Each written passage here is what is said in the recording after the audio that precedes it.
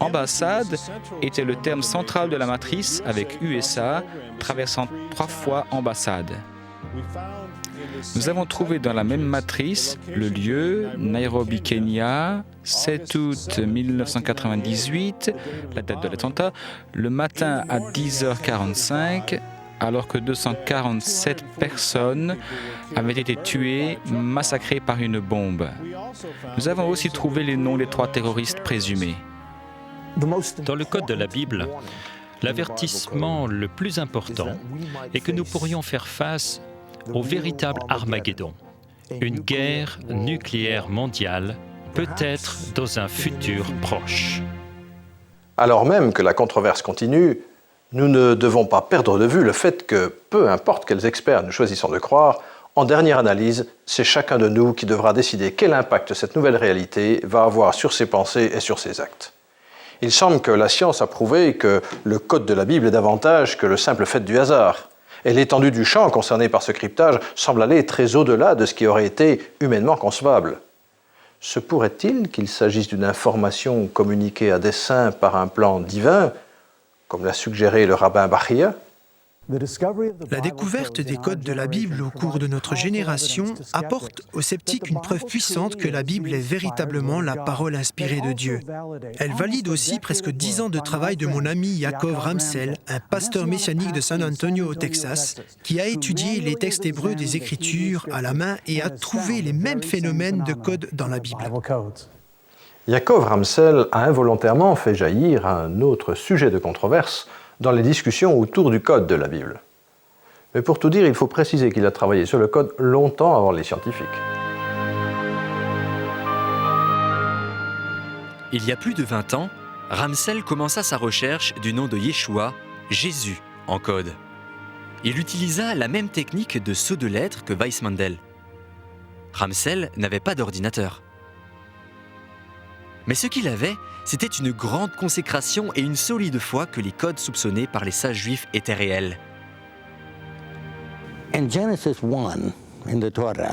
Dans Genèse 1, dans la Torah, au début du 5e verset, au premier mot, en comptant toutes les 172 lettres, on trouve le nom Yeshua en hébreu, qui signifie Jésus. Puis à la fin de la Torah, dans le Deutéronome, dans le tout dernier passage, en comptant toutes les 172 lettres, on trouve, en lisant à l'envers, Hamashiach, c'est-à-dire le Messie. Dans Genèse 20, au verset 2, en comptant toutes les 5 lettres, on trouve une locution hébraïque qui signifie le treillis de séquence de lettres équidistantes.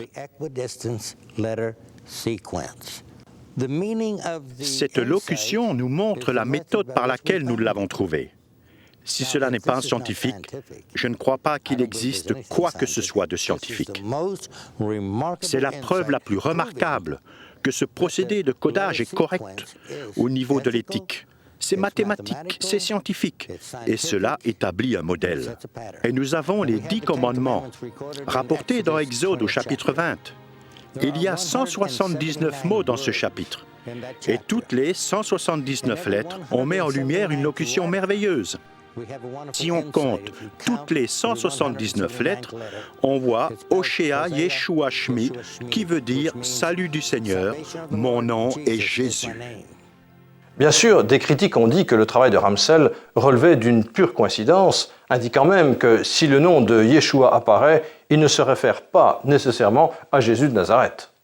Le prophète Ésaïe a écrit une puissante prophétie sur la venue du Messie qui est rapportée dans Isaïe chapitres 52 et 53. Cette prophétie remarquable du futur Messie est souvent appelée la prophétie messianique du serviteur souffrant. Dans une analyse minutieuse de cette prophétie brève mais très détaillée, Yaakov Ramsel a fait plusieurs découvertes étonnantes. Non seulement Dieu a encodé le nom de Jésus dans ces passages, mais les noms de quasiment tous ceux qui ont été impliqués dans la crucifixion et son ministère. Il a trouvé Jésus, le Nazaréen, Messie, les 3 Maries, les 2 grands prêtres, Anne et Caïphe, le roi Hérode, Pilate et les noms des disciples de Christ, tous trouvés dans un passage prophétique. 41 noms sont en code dans la prophétie d'Ésaïe. Un fait concernant la Bible, et celui-ci n'est pas controversé, c'est que l'Ancien et le Nouveau Testament comportent quantité de nombres. Certains de ces nombres sont très simples et d'autres laissent le lecteur totalement perplexe. La clé du code de la Bible pourrait-elle se trouver dans ces nombres énigmatiques ? Il serait difficile de découvrir le nombre de fois où 7 apparaît d'une façon significative dans la Bible. 7 églises, 7 chandeliers, 7 sceaux, 7 trompettes, 7 tonnerres, 7 anges, 7 miracles, 7 béatitudes et les 7 jours de la Genèse. Et on commence simplement à gratter la surface. Weissmandel a découvert Yahvé par sceau de 7 lettres. Et Torah a un intervalle de 49, soit 7 fois 7. Et dans des prophéties les plus étonnantes de la Bible, on dit à Daniel que 70 septaines ont été déterminées pour le peuple de la Sainte Cité. Quand Pierre demande au Christ combien de fois il devrait pardonner à son frère, le Sauveur lui répond avec le même nombre énigmatique, 70 fois, 7 fois. Est-il possible qu'il y ait une clé concernant le code quelque part dans le chiffre 7 ou une combinaison de 7 ? Ou alors, s'agit-il simplement d'autre chose qui n'a pas de rapport avec le code ?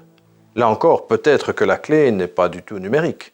Le code ELS est bien sûr basé sur des nombres, mais peut-on montrer qu'il existe d'autres types d'informations contenues dans le texte ? Les vérités les plus essentielles dans la Bible sont bien sûr présentes sous une forme que tout le monde comprend. Mais cela n'empêche pas le fait qu'il y a des mystères cachés dans la Bible qui sont là comme des défis pour nous. Et il y en a de nombreux exemples. Un exemple classique est la vie de Matthew Fontaine-Maury qui, alors qu'il était jeune, était fasciné par certains passages du psaume 8 et du prophète Ésaïe qui faisaient référence à des sentiers dans les mers. Quelle drôle d'idée, pensait-il. Y a-t-il des sentiers dans les mers ? En 1825, il devint aspirant de marine et passa le reste de sa vie à rassembler des informations développant ce que l'on appelle aujourd'hui la science de l'océanographie. Il pouvait rencontrer des capitaines et ainsi rassembler des informations. Il finit par mettre au point des cartes des courants océaniques dans l'Atlantique, le Pacifique et l'océan Indien, et à la suite de cela, il fut considéré par tout le monde comme le père de l'océanographie. Tout cela parce qu'il avait été poussé par ces petites allusions dans les psaumes et Ésaïe. Deux points clés concernant les codes. Tout d'abord, nous n'avons jamais regardé les codes comme ésotériques par rapport à la doctrine et la théologie et qui soient d'une quelconque manière en contradiction avec le texte clair. Deuxièmement, la Torah nous interdit expressément les méthodes de divination utilisant les codes pour prédire l'avenir. C'est expressément interdit dans la Bible. Avoir le droit ou non de prédire le futur, c'est une controverse à aborder une autre fois quand les scientifiques et les spécialistes auront eu l'occasion d'étudier tout cela en détail et de débattre de ce problème en pleine évolution. Il y a une possibilité de vérifier tout cela par vous-même. Le code de la Bible n'est plus seulement le nom d'un article de recherche scientifique, c'est aussi celui d'un logiciel disponible sur CD-ROM. Puisque l'hébreu n'est pas une langue parlée couramment par tout un chacun, les développeurs de ce programme de recherche des codes y ont inclus une version hébraïque de la Bible facilement accessible. La procédure est vraiment très simple si vous connaissez l'anglais. Voici comment ça fonctionne. Premièrement, sélectionnez la partie de texte que vous souhaitez examiner. Par exemple, nous allons choisir de prendre depuis le début de la Genèse jusqu'à la fin de l'Exode. Maintenant, sélectionnons une fourchette de sceaux que vous voulez que l'ordinateur utilise. Par exemple, choisissons tous les sceaux compris entre 10 000 et 11 000. Maintenant, voici la partie la plus importante. Sélectionnez le mot ou la phrase que vous voulez que l'ordinateur trouve dans le texte stipulé. Par exemple, vous voulez chercher le nom de Jésus. Cliquez sur le dictionnaire de prénoms et cherchez le nom Jésus. Cliquez et le programme va automatiquement saisir Yeshua, qui est le mot hébreu pour Jésus. Appuyez sur la touche Find et l'ordinateur va immédiatement commencer à chercher le texte précisé. Une jauge indique l'état de la recherche et une boîte de dialogue vous dit combien de fois l'ordinateur a trouvé le mot Yeshua, nom hébreu pour Jésus. Une fois que le nom est trouvé, le programme l'indique sur une matrice et il identifie d'autres mots hébreux comme nazaréen par exemple sur la même matrice. De plus, il vous donne automatiquement la traduction des termes hébreux en anglais. La recherche et le développement de logiciels du code de la Bible se développent à la vitesse de la lumière. Cependant, cela prendra des années avant que l'étendue totale de ce que le code de la Bible a à nous dire soit complètement connue. Le nouveau système de décodage des matrices, qui est associé à un lexique et un dictionnaire, ouvre de puissantes possibilités afin que les utilisateurs puissent trouver eux-mêmes des événements futurs dans le code de la Bible. Cela semble assez innocent, mais les premiers chercheurs du code de la Bible nous ont mis en garde parce que bien que l'ordinateur rende le travail facile, le processus réel est complexe et les résultats peuvent être facilement mal interprétés. La pire chose qui pourrait arriver, c'est que des gens interprètent ce qu'ils trouvent dans le code de la Bible comme des commandements leur disant ce qu'ils doivent faire. On ne devrait en aucun cas en tirer de telles conclusions. Mais en dépit de la complexité inhérente au fait qu'on sait si peu de choses sur un si vaste sujet, au risque d'en tirer des conclusions non garanties, ceux qui font des recherches sur le code, ainsi que ceux qui les critiquent, ont trouvé dans ces recherches une importante matière à réflexion. Pour certains, cela signifiait un réexamen de convictions oubliées depuis longtemps, pour d'autres, un raffermissement de leur foi. Et pour d'autres encore, c'est juste un autre coup de feu dans la longue guerre qui oppose les religieux et les humanistes. Mais alors même que le texte biblique lui-même est depuis longtemps l'objet de controverses, nous ne devrions pas être surpris que l'ère nouvelle qui a mis en évidence les codes ELS, voilés pendant tant de siècles, s'accompagne elle aussi de bien des discussions. Le mathématicien israélien qui a découvert le code de la Bible, le docteur Rips, pense que nous n'avons trouvé que le premier et le plus simple niveau d'un code qui est probablement beaucoup plus complexe et au-delà de notre portée. En tant que mathématicien, son hypothèse est que si nous trouvons un système simple, il est presque sûr qu'il y ait un autre système plus grand. Mais nous n'avons pas encore les outils mathématiques ou peut-être la technologie pour le voir. La découverte des codes de la Bible est un des événements les plus enthousiasmants de l'histoire. Pour la première fois, il existe vraiment une preuve scientifique largement acceptée que la Bible est véritablement surnaturelle. Je savais que j'étais sur quelque chose de réellement important. Ce fut la période la plus heureuse de ma vie. Vous ne pouvez esquiver le fait que ces choses sont au-delà du domaine de simple curiosité accidentelle. Elles sont là à dessein. Ce que nous avons exposé, c'est qu'il y a un texte caché dans la Torah. Et ce que nous constatons, c'est que dans ce texte, le futur, le présent et le passé sont tous en code, et ainsi cela englobe toute chose.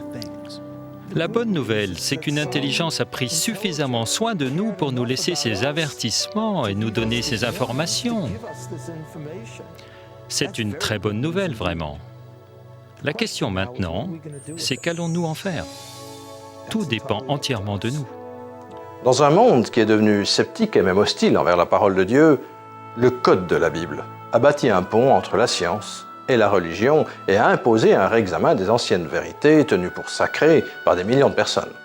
Le code semble aussi engendrer une nouvelle conscience de la divinité des Écritures parmi des individus de toute croyance.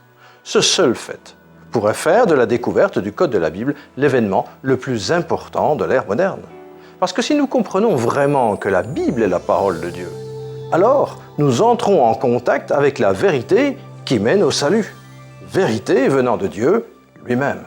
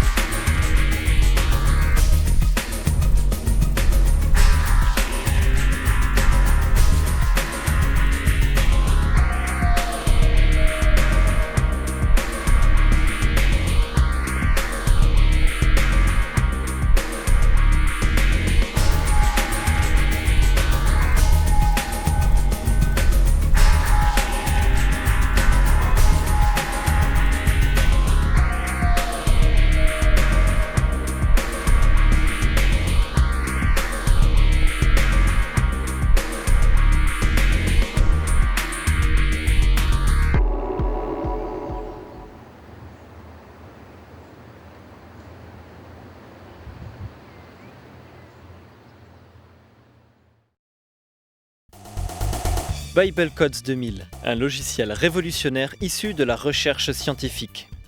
Bible Codes 2000 est un logiciel en anglais permettant la recherche de mots codés dans l'Ancien Testament ou Tanakh. Grâce à une aide de prise en main, vous serez à même d'utiliser rapidement toutes les possibilités de cet outil sans même avoir besoin de connaître l'hébreu. Bien plus qu'un simple logiciel de recherche de code, Bible Codes comprend une version complète de l'Ancien Testament en hébreu et en anglais, une concordance exhaustive, un dictionnaire anglais-hébreu, 5000 noms et prénoms bibliques avec leur signification, un convertisseur de date hébraïque et bien d'autres outils disponibles depuis la base de données. De plus, la notice d'emploi en anglais détaille chaque fonction de Bible Codes 2000. Pour rechercher par exemple le mot Titanic dans la Torah, sélectionnez l'onglet de recherche de code. Définir ensuite les limites inférieures et supérieures des livres de l'Ancien Testament dans lesquels va s'effectuer la recherche. Le lexique est ici une aide précieuse pour trouver l'équivalent hébreu. Après avoir choisi un intervalle équidistant de sauts de lettres, la recherche peut démarrer. Une fois le travail effectué, la matrice en hébreu fait apparaître le résultat. Si l'on souhaite par exemple chercher le mot coulé dans la même matrice que celle du mot Titanic, il suffit de sélectionner l'onglet de code additionnel puis de rechercher le mot coulé dans le dictionnaire. Cette fois, le mot coulé apparaît sur la même matrice coupant le mot Titanic. On peut de même demander au programme de rechercher tous les mots ayant une signification à l'intérieur de la matrice. Bible Codes 2000, le CD-ROM plus sa notice pour 59 € seulement. Vous pouvez commander sur www.gospel-film.com ou par téléphone en France au 0 384 265 167.